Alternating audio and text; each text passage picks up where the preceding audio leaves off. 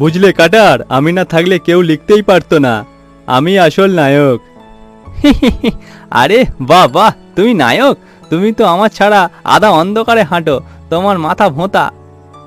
এই এই, তুমি তো সবসময় আমার মাথা কেটে ফেলো, তুমি তো একেবারে ভিলেন।